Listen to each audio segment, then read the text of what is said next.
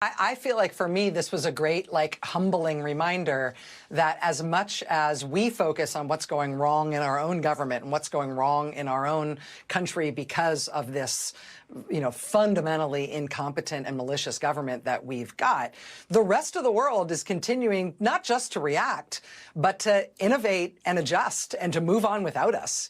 And to have somebody in a country as powerful as ours realign us so that we're an ally of Russia and the rest of the world now still allied with the rest of the free world now still allied with Ukraine gets to adapt to that and gets to adjust to that and gets to build their own strength and capability with essentially seeing us as an adversary rather than an ally, let alone a protector.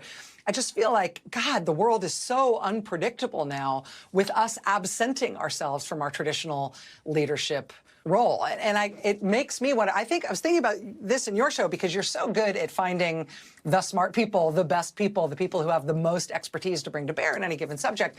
Do you feel like the sort of expert universe of American, know-how on national security issues is off the table forever because of the way our government's behaving? Or do you think in future the United States can ever sort of regain any of our trusted position on issues like this?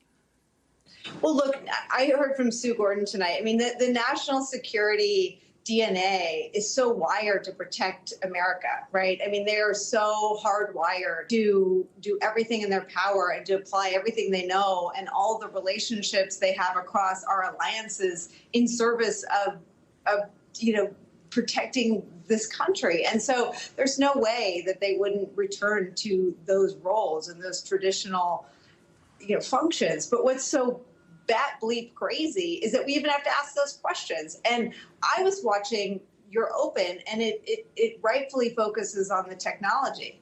I think when we look at, and I watched your A block with tears streaming down my face, it's more about what will we lose in the near term.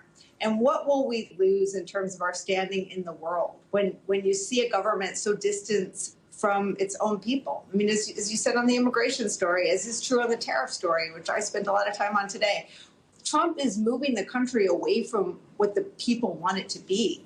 And when you look at what Ukraine did, it didn't just score a massive military victory. It displayed technological competence that is the envy of the world this morning. So it's not just that we're on the wrong side. It's not just that we're flying blind. It's that we may have missed out on an unbelievable technological breakthrough that we, heaven forbid, might need someday. Yes, that's exactly right. Nicolle, I just have to ask you, congratulations on being #1 podcast, not just in the country, #1 podcast in the world with your new podcast.